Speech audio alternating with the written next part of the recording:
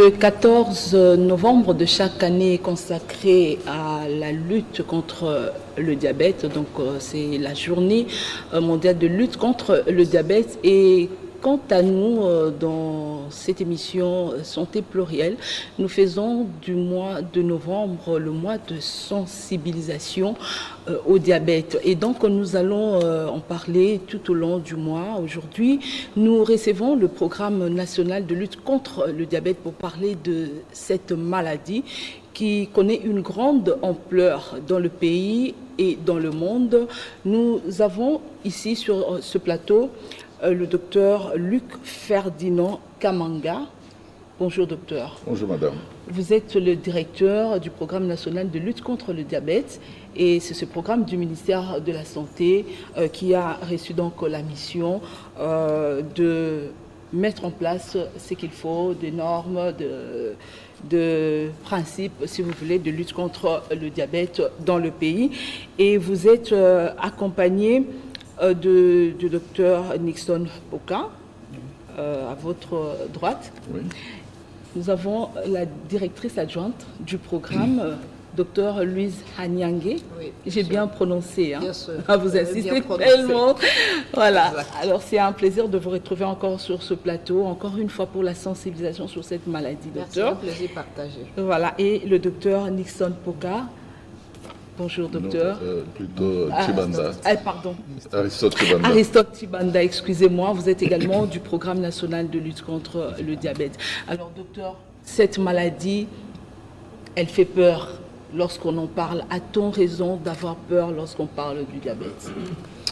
Il est clair qu'il faut avoir peur du diabète quand on en parle, parce que depuis de longues années, on n'en parle pas assez, surtout dans notre pays là.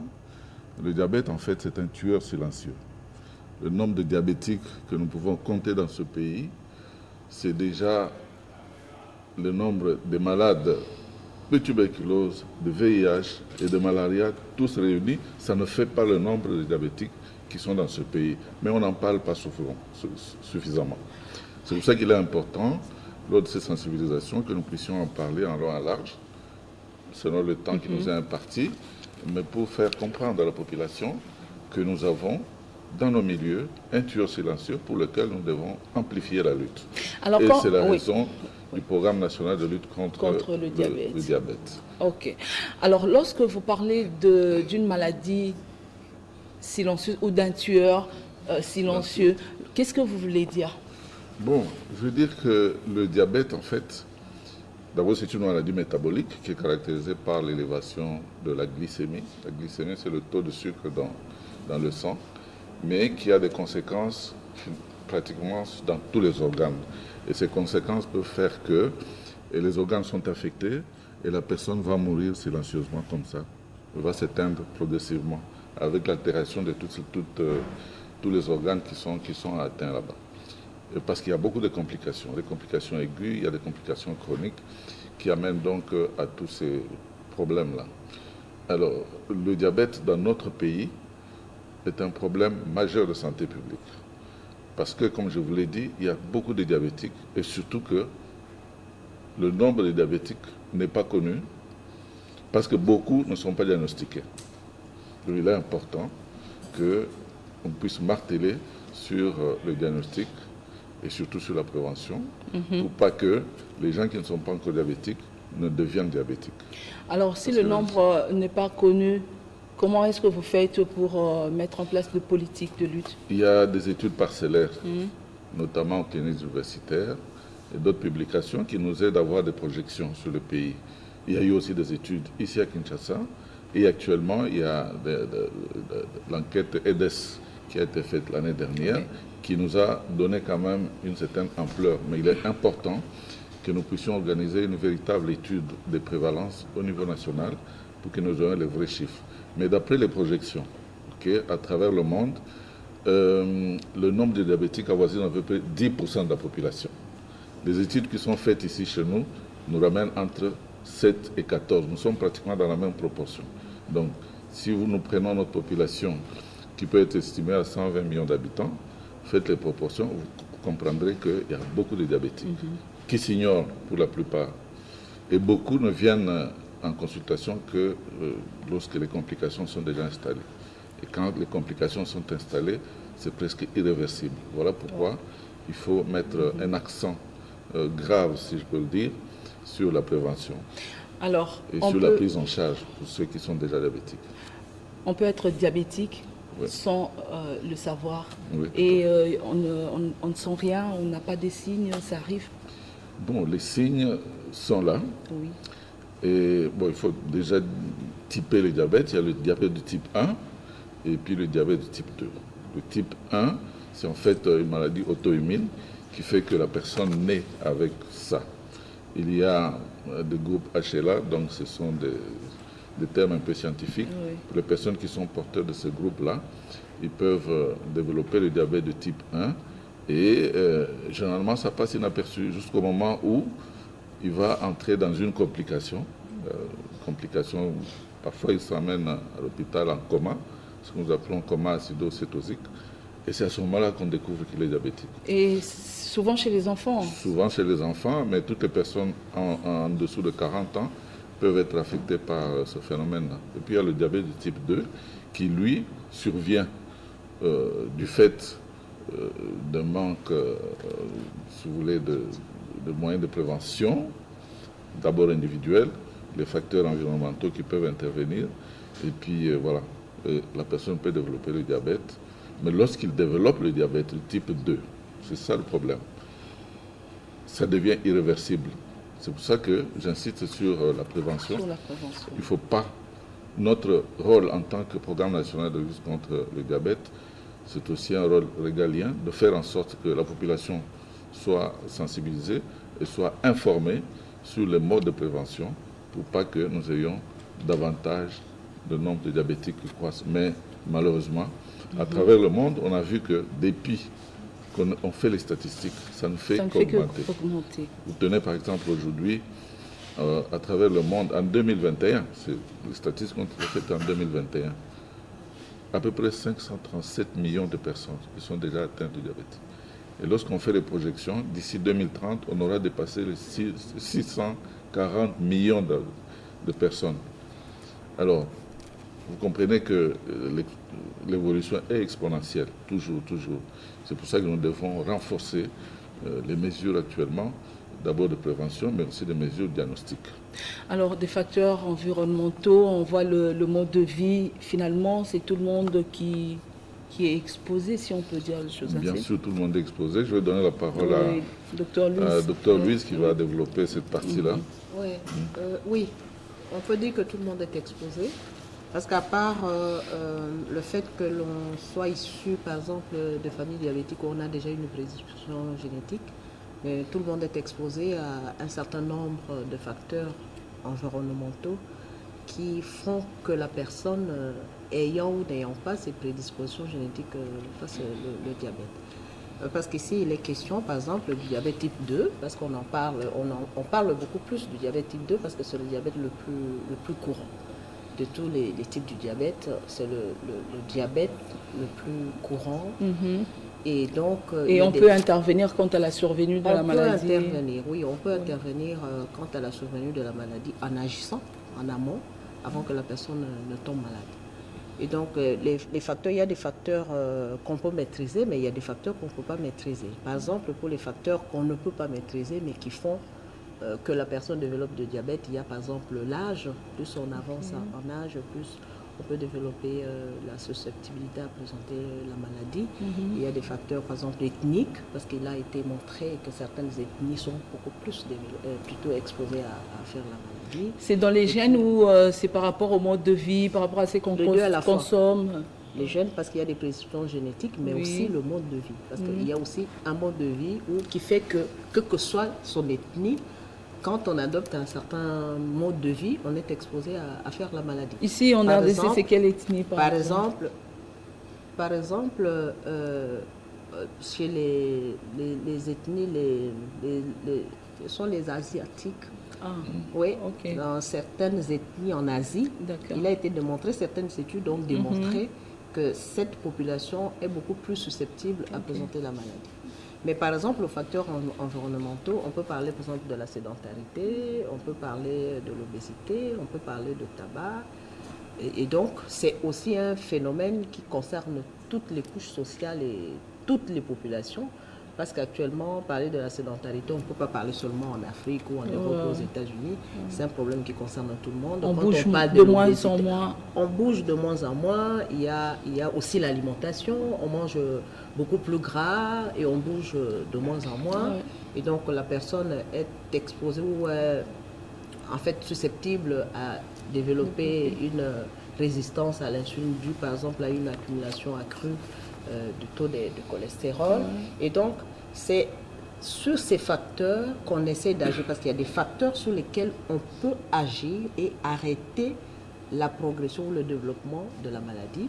Et en tant que programme national de lutte contre le diabète, nous avons aussi cette mission d'éduquer la population, sensibiliser la population, former les prestataires, montrer les normes et les directives, donner toute cette éducation, que ce soit sur les prestataires ou ceux qui prennent en charge les malades, mais aussi une éducation adressée à la population en général pour qu'à chaque niveau, les gens soient informés et se comportent comme il faut pour soit prévenir la maladie, soit arrêter sa progression. Alors, par rapport au comportement, nous avons l'habitude, de plus en plus l'habitude de prendre de boissons sucrées. Est-ce que ça a un lien direct avec la survenue du diabète? Dans les écoles, par exemple, on voit toutes sortes de boissons qu'on propose aux enfants, toutes sortes de sucreries par-ci par-là dans le commerce. Est-ce qu'il y a un lien direct avec l'ampleur de la maladie? Lien direct, non, mais c'est des facteurs qui peuvent favoriser l'éclosion d'un diabète sur un terrain qui n'était pas encore disposé à le faire.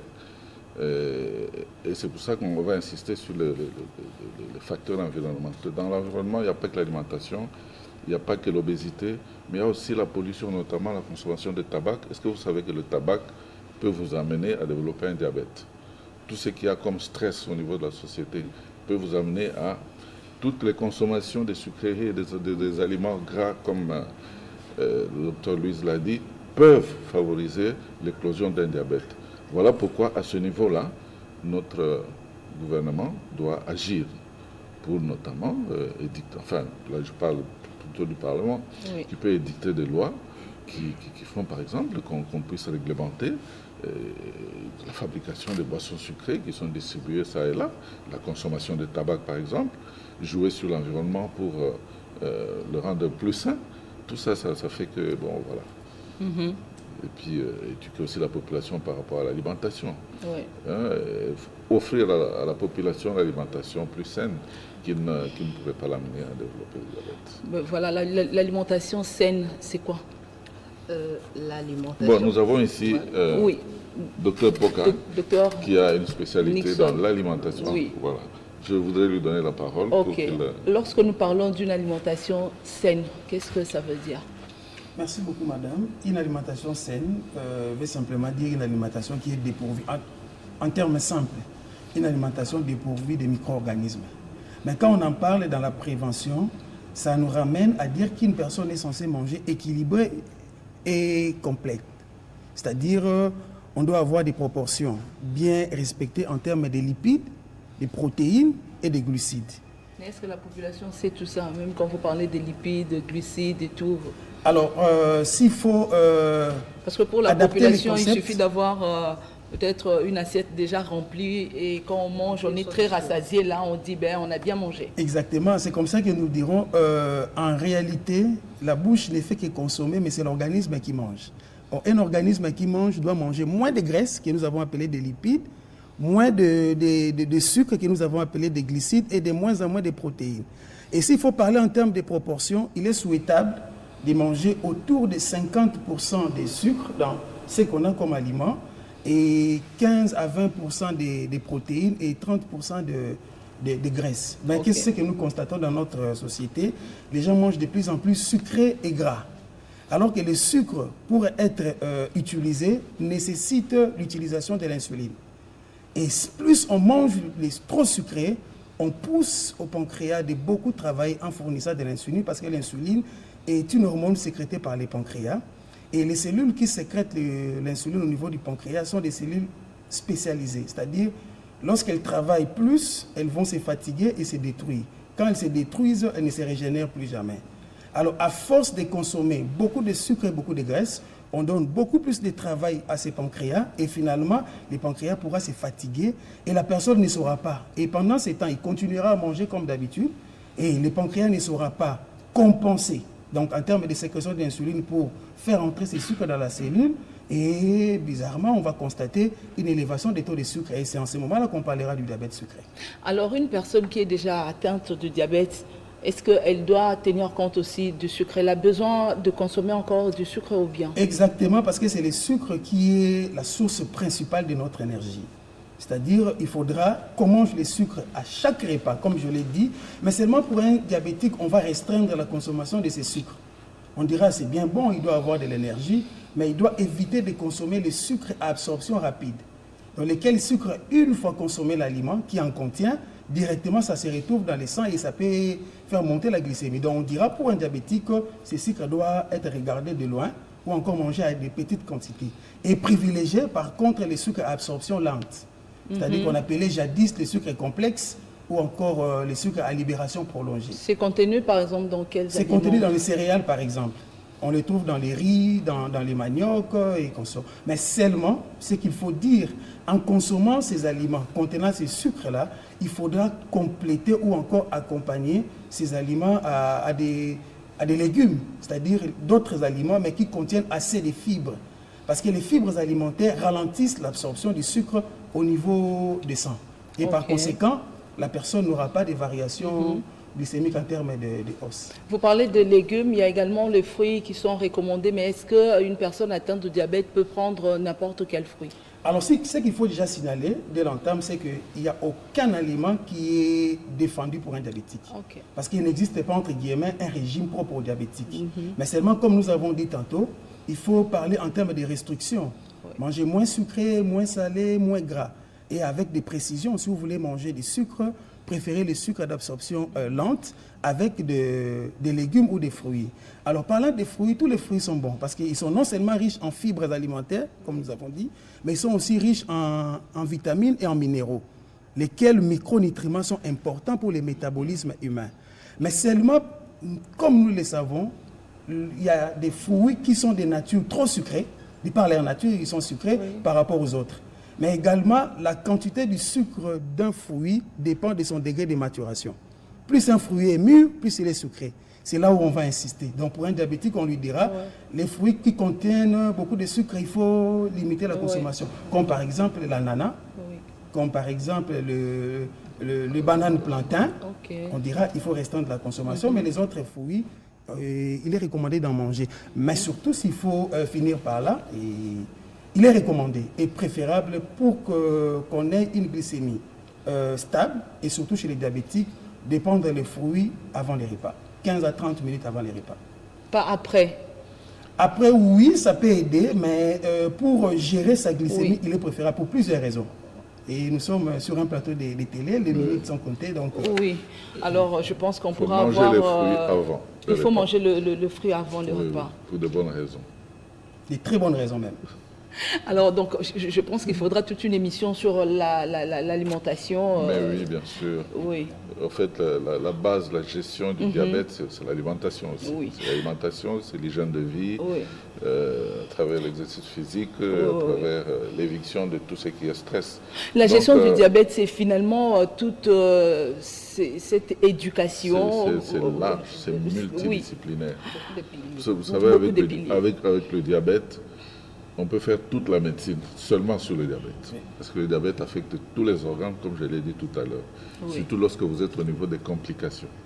C'est pour ça que sa gestion nécessite beaucoup de moyens que nous n'avons pas encore, malheureusement. Donc, s'il y a des donateurs, s'il y a des gens qui peuvent soutenir le programme, il est grand temps. Parce que ce tueur silencieux est en train de faire des ravages dans notre pays. Moi, ça me fait toujours mal quand j'apprends que tel a été amputé de son pied, tel autre est mort parce que, bon, oui, il a fait une crise. Voilà, tout vous ça. parlez de toutes ces complications, docteur. Oui. La question que tout le monde se pose, que la population se pose, que les personnes atteintes de diabète pourraient se poser. Est-ce que les complications sont inéluctables pour une personne qui est atteinte de diabète? Les complications deviennent inéluctables si toutes les parties de la prévention n'ont pas été prises en compte. Nous avons la prévention primordiale, c'est l'éviction des facteurs environnementaux, comme je l'ai dit tout à l'heure, auquel cas nous faisons appel à la législation pour réglementer la plupart des choses qui polluent notre environnement, des aliments qui nous viennent de toutes parts, qui n'ont pas été correctement étudiés, et puis la population qui consomme aussi. Est-ce que vous faites de plaidoyer, vous faites de propositions par rapport à ça? Bien sûr, et puis à la prévention primaire pour éviter que ces personnes qui sont déjà exposées aux facteurs environnementaux ne puissent virer vers le diabète. Donc il y a également tout un exercice qu'il faut faire là.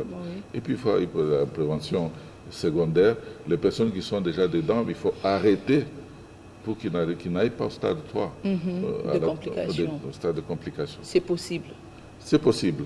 Et c'est ça le rôle en fait du programme national par l'émission des normes et directives.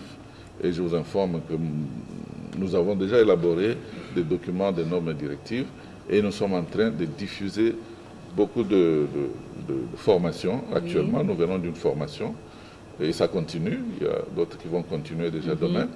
Donc c'est pour élargir le plus possible le champ de connaissances du diabète, qui est très mal connu à travers le pays. Et nous avons même expérimenté pendant les formations, les personnes qui sont censées prendre en charge les diabétiques, lorsqu'on fait les examens, ce que nous appelons le pré-test, c'est catastrophique.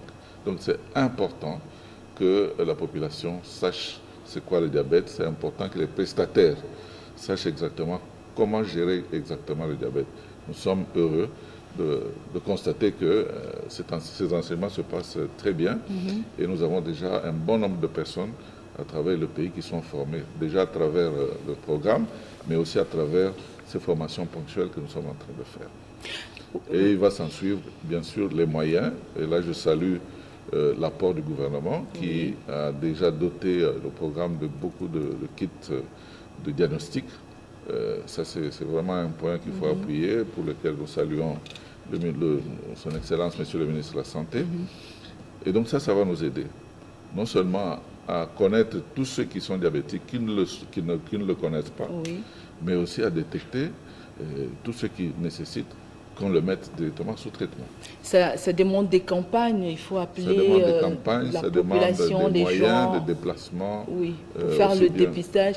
Nous voyons Kinshasa ou les grandes villes, ça va encore, mais quand il faut aller dans des coins reculés... c'est pour ça qu'il faut qu'on nous donne des moyens de déplacement, qu'on nous donne des moyens pour acheminer du matériel dans toutes les provinces du pays, par exemple, parce que le Congolais de Kinshasa n'est pas différent du Congolais qui est à Ouacha, par exemple. Donc, parce que c'est finalement par le dépistage qu'on peut détecter des personnes qui sont... Exactement. On peut rester longtemps avec la maladie sans commencer même le traitement. Le dépistage qui va commencer par la détection des personnes exposées. Lorsque ces personnes... Parce que nous avons un questionnaire qui nous permet de voir dans la population, lorsque nous faisons la sensibilisation, que non, il faut checker sur cette personne. Quand on fait des dépistages, généralement, on découvre beaucoup de cas aussi. Alors, une fois le dépistage fait, lorsque le diagnostic est posé, il faut que cette personne soit prise en charge. La personne doit être prise en charge. Nous parlons du diabète et du bien-être. C'est vraiment... la personne, le patient qui doit être mis au centre. Le traitement, on va en parler.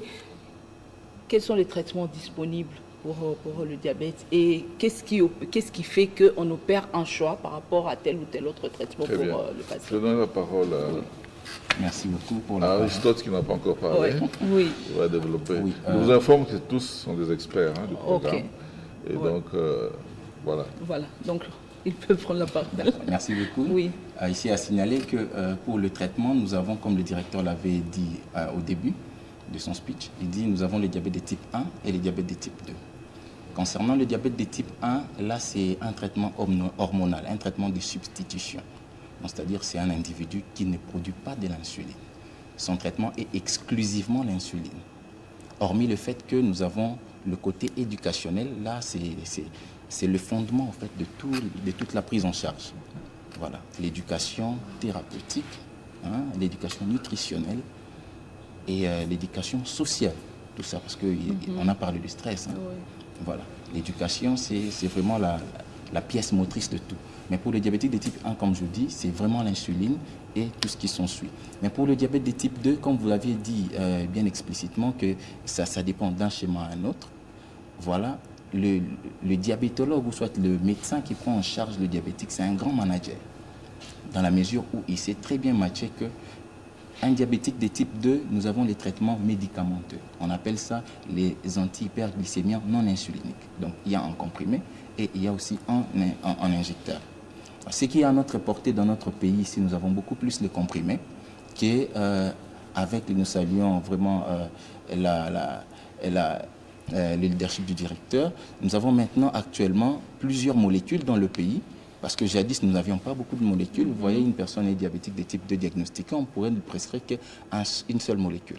Actuellement, nous avons plusieurs molécules qui nous permettent de matcher sur la prise en charge. Et chaque molécule doit être adaptée oui. Voilà, c'est que la personne présente. Comme, oui, chaque molécule est adaptée en fonction du profil du patient. Oui. Donc, nous avons au début du traitement, s'il s'agit du diabète de type 2, on peut commencer un traitement par une monothérapie, c'est-à-dire un comprimé. Oui. Et donc, une molécule, ça peut varier soit un comprimé ou 2 par jour. Et puis, si ça ne marche pas, on peut aller avec une bithérapie, comme on le dit en médecine, donc 2 molécules. Si ça ne marchait pas, on peut aller même avec 3 molécules.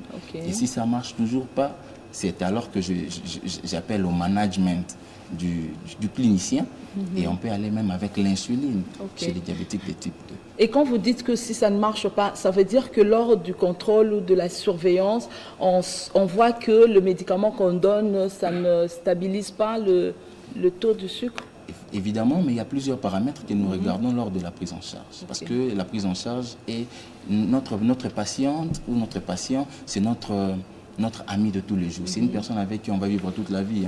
Parce qu'on va le voir chaque mois ou soit chaque semaine. C'est-à-dire, s'il me vient, je lui donne un rendez-vous après un mois, il revient et les paramètres ne sont pas comme nous avions prédit avant, parce qu'avant de mettre des traitements, nous avons des objectifs de traitement. Des objectifs, nous nous sommes assignés avec les patients, parce qu'il faut savoir que la prise en charge est individualisée. Ça dépend du profil du patient. Les patients, c'est un tout. Donc, c'est-à-dire, ce n'est pas le même raisonnement que j'aurai pour le patient X, ce n'est pas le même raisonnement que j'aurai pour le patient Y. Pour le patient X, nous nous sommes fixés des objectifs X, Y, Z, notamment la glycémie doit être inférieure à la cible, l'hémoglobine glyquée, nous avons le poids, nous avons plusieurs paramètres. Si c'est lors du rendez-vous prochain, on voit qu'il a respecté, tant mieux. On dit on ne change pas l'équipe qui gagne. C'est comme ça qu'on dit. Mais si on n'a pas atteint notre objectif, on va voir qu'est-ce qui a fait que cela ne puisse pas marcher. Notamment, il va vous dire, ah, docteur, j'avais mangé un peu de banane, j'avais mangé 10 bananes hier. Bon, là, vous n'allez pas agir sur les traitements, vous allez agir sur l'alimentation. Voilà. Si vous avez remarqué côté alimentaire, côté environnemental, il n'y a pas eu des émotions, il n'y a pas eu beaucoup de stress, vous remarquez qu'il n'y a rien, il reste du côté médicamenteux. Là, vous serez contraint de pouvoir ajuster le traitement. Vous parlez de l'alimentation, vous parlez du stress, ça veut dire que c'est vraiment un contact étroit à établir avec le patient. Mais est-ce que le médecin que vous êtes, vous avez le temps de vous occuper de tous les malades? Vous parlez de l'ampleur, docteur, c'est des millions et des millions de personnes qui sont atteintes de diabète. Combien de personnes spécialistes nous avons pour prendre le temps de suivre les malades, comme le docteur Aristote le dit? Bon, je donne la parole à Docteur qui va donner une esquisse sur le nombre de diabètes. Il n'y a pas beaucoup de diabétologues. Oui, déjà pour commencer, je salue le bravoure de tous les cliniciens, tous les médecins, tous les infirmiers qui œuvrent dans la prise en charge du diabète depuis des années et parfois pour des modiques salaires, mais par amour du patient. Donc, il faut avouer que le nombre des cliniciens ou de ceux qui maîtrisent réellement la prise en charge du diabète, le nombre n'est pas suffisant par rapport au nombre de malades. C'est pourquoi le programme national a la responsabilité non seulement de mettre en place les guidelines pour la prise en charge, mais aussi se rassurer qu'il y a la formation des prestataires. Et c'est dans ce cadre que le directeur venait de dire, nous avons toute une série de formations que nous avons commencé avec nos partenaires qui nous ont soutenus, du moins Sanofi avec Sanru, et nous sommes en train de former les prestataires. Et dans les prestataires, nous formons les médecins, nous formons les infirmiers. Comme le directeur a dit, ce n'est pas suffisant, parce que ça, nous avons commencé ici à Kinshasa, alors que la RDC est grand, et donc la RDC elle est très grande. Donc nous avons besoin de décentraliser ces formations à travers les provinces. Et donc il y a de moins en moins de diabétologues, de moins en moins d'endocrinologues, et le programme national s'est donné l'objectif de former les prestataires. Et ensemble avec le Centre d'éducation du diabète, le programme national assure une série de formations annuelles. Chaque premier samedi du mois, en commençant par le mois de septembre jusqu'au dernier samedi, le premier samedi de juin, il y a une session de formation, de renforcement des capacités des médecins et des infirmiers sur la prise en charge du diabète. Parce que ce n'est pas parce qu'on est médecin ou on est infirmier qu'on sait d'emblée prendre en charge un malade ayant le diabète. Il faut encore un renforcement de capacité. Et toujours avec le programme national, nous avons organisé des séries de stages. Parce qu'il faut matcher les connaissances théoriques avec la pratique. Et comme il y a... Dr Declercq avait déjà initié la prise en charge du diabète dans les établissements de soins, notamment du B2M, qui est le Bureau diocésain des œuvres médicales, ainsi que l'Armée du Salut, et beaucoup d'autres privés aussi ont organisé ces cliniques de prise en charge.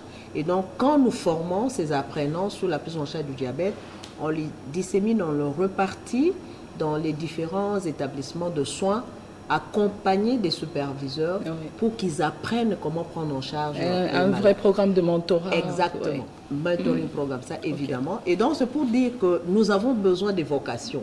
Comme le directeur l'a bien dit, il n'y a pas assez de financement et les gens fuient le diabète parce que souvent c'est vraiment l'apostolat, c'est le bénévolat. Voilà, c'est l'accompagnement et il faut d'abord avoir cet amour de venir en aide à ces malades, apprendre comment le soigner et nous espérons, n'est-ce pas, avec les perspectives que le directeur a déjà énuméré, le gouvernement a vraiment la volonté de nous soutenir et nous faisons toujours appel à d'autres bailleurs pour pouvoir nous soutenir dans ce sens parce qu'on a besoin vraiment de la main-d'œuvre pour la prise en charge de ces malades qui ne cessent d'augmenter chaque jour. Alors, par rapport à la prise en charge, par rapport à l'accompagnement, la formation, vous formez des cliniciens, vous formez des personnes pour la... Mais nous avons le docteur Nixon, qui est, vous êtes nutritionniste, c'est ça? Voilà, donc ça veut dire qu'il faut former aussi des gens dans cette matière-là, en nutrition, parce qu'il faut accompagner le diabétique par rapport à ce qu'il doit manger, par rapport à comment manger. Mais il y a aussi, docteur Aristote, pardon, vous avez parlé du stress. Il y a le stress, on parle du bien-être, le diabète et le bien-être, mais le stress qui accompagne au quotidien la personne atteinte du diabète, parce qu'elle a peur justement des complications. Qui fait ce travail pour aider à gérer le stress et tout ça dans toute cette équipe que vous formez pour la prise en charge du diabète? Bon, avant que le docteur Nixon prenne la parole, il faut mentionner que la prise en charge du diabète, comme nous l'avons dit, est un volet important qui concerne la nutrition. Et toutes les personnes que nous formons pour prendre en charge le diabète, nous les formons également à la prise en charge nutritionnelle.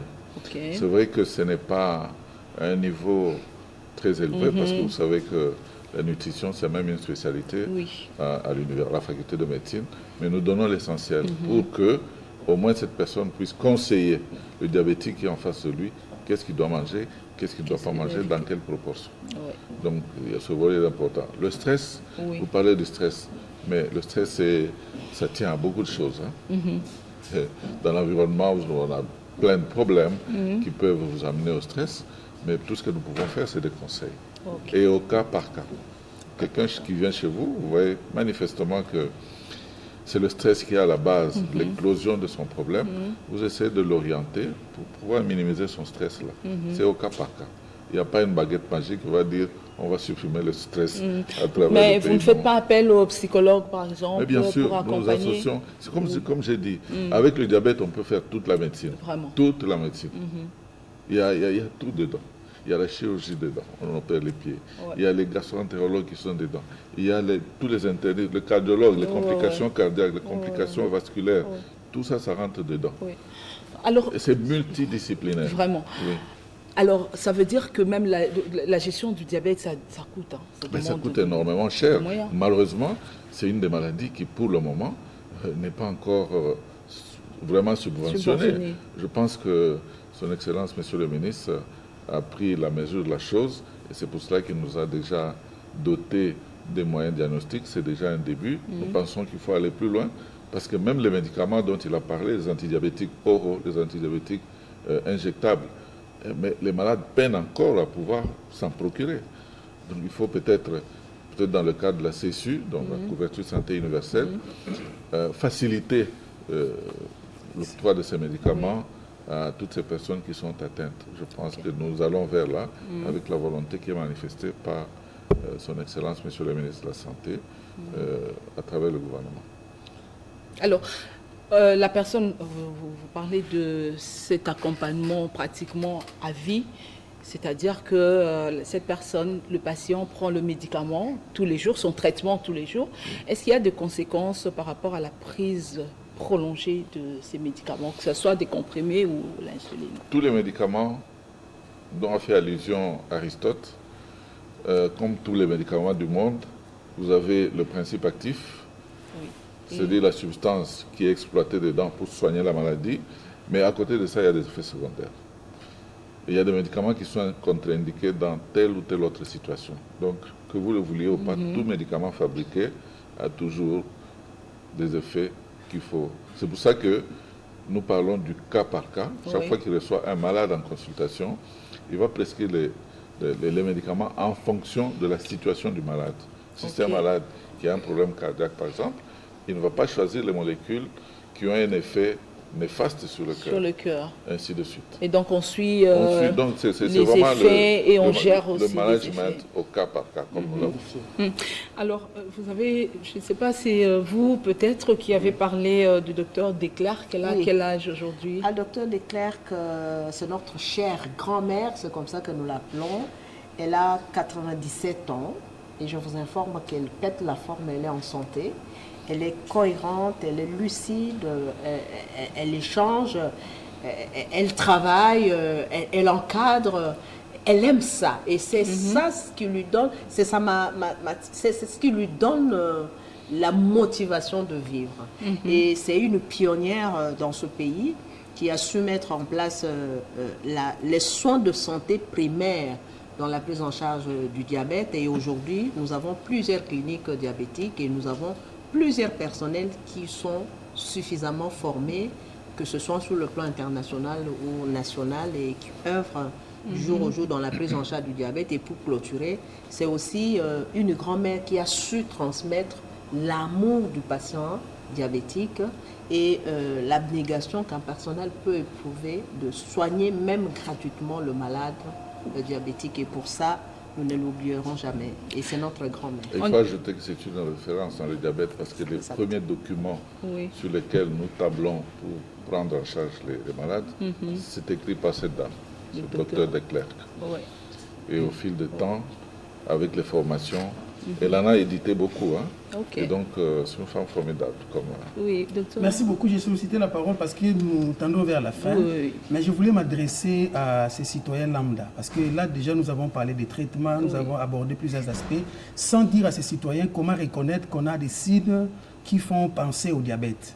c'est-à-dire les symptômes pour lesquels on doit avoir un personnel de soins pour chercher à savoir ce qu'on est. Allez-y. Alors, le diabète, comme le directeur avait dit, est une maladie métabolique caractérisée par une hyperglycémie chronique. Et laquelle hyperglycémie chronique est responsable de plusieurs symptômes, entre autres, beaucoup boire.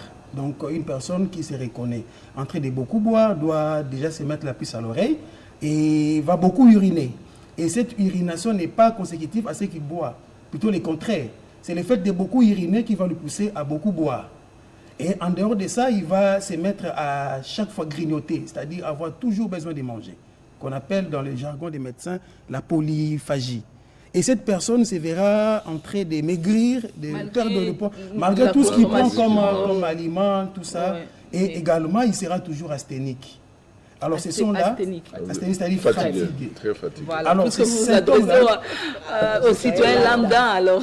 Exactement. Ok. Alors, ces signes-là, qu'on appelle les signes cardinaux, doivent normalement l'interpeller pour qu'il se rende à l'hôpital, donc au centre de santé. D'accord. Maintenant, arrivé au centre de santé, c'est alors que le personnel va lui faire un certain nombre d'examens. Mais l'examen indiqué dans un premier temps, c'est la glycémie, où on prélève le sang au niveau du bout des doigts et on va contrôler au niveau des lecteurs glycémiques.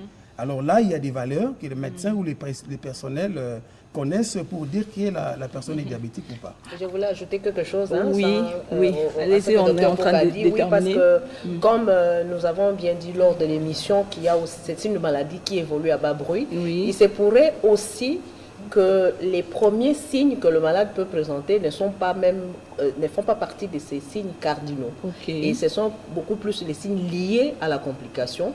Parfois, il se plaint tout simplement, il ne voit pas bien et il cherche un ophtalmologue. Ok. Ou c'est quelqu'un qui a une faiblesse sexuelle. Ou c'est une Ok. femme qui a toujours des infections Vaginal. vaginales.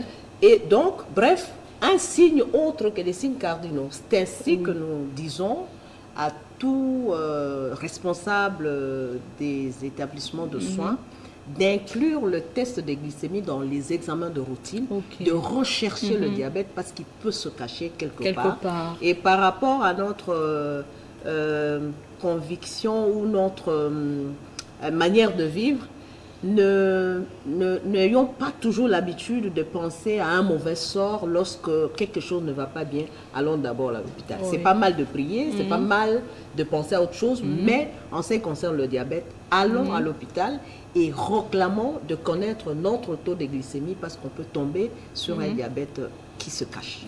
Juste Alors, un mot. Oui, vraiment, on est en train de... On aura une Tout autre enfant qui occasion. urine la nuit n'est pas seulement sorcier. Ah, Juste ça. ok. D'accord. L'énurésie n'est pas synonyme de sorcellerie. Alors, bon, malheureusement, comme vous le savez, la télévision, c'est le temps. Moi, je vais vous laisser juste peut-être une minute pour nous dire, parce que lorsque nous parlons du diabète, des complications, du traitement qui aujourd'hui encore coûte cher, vous avez dit lorsqu'on reçoit le patient, à part l'examen de glycémie, mais il y a un tas d'examens qu'on doit prescrire parce qu'il faut faire le bilan général, n'est-ce pas? Tout ça, si on n'a pas de moyens, on ne saura pas faire tous ces examens. Mais est-ce qu'il n'y a pas un mot d'espoir pour le mot d'espoir est là, comme je l'ai dit tout à l'heure. Nous sommes encadrés par le ministère de la Santé, animé par son Excellence, qui a pris à cœur ce problème de diabétique et particulièrement des maladies non transmissibles. Parce qu'il faut signaler que le diabète fait partie des 4 maladies non transmissibles qui font beaucoup de victimes actuellement à travers le monde. Et de plus en plus, le monde, aussi bien scientifique que politique, est en train de prendre conscience de cela. Et c'est pour ça que dans notre pays, nous avons l'espoir que les choses vont aller. Les premiers signaux sont déjà là. Je vous ai informé que le ministère a commandé des kits qui sont déjà disponibles. Ça manquait cruellement. C'est déjà des moyens de diagnostic qui vont nous permettre de commencer à aller davantage vers l'amélioration de la prise en charge de nos malades. Parce qu'il faut d'abord connaître qui est malade pour le mettre sous traitement. Et dès qu'on l'aura connu, il faudra des médicaments. Je pense qu'avec la volonté qui anime son Excellence, nous aurons également la possibilité d'avoir des médicaments, si pas gratuits, mais à moins cher. Et les personnes diabétiques peuvent vivre le bien-être? Mais bien sûr, le diabète, vous savez, comme je vous ai stipulé tout à l'heure, il y a plusieurs étapes de prévention. Notre problème, notre lutte, nous sommes régaliens. nous traçons des normes pour que tous ceux qui prennent en charge le diabète fassent en sorte que celui qui est déjà diabétique n'aille vers les complications. Parce que quand on va vers les complications, c'est la porte de l'enfer. Voilà.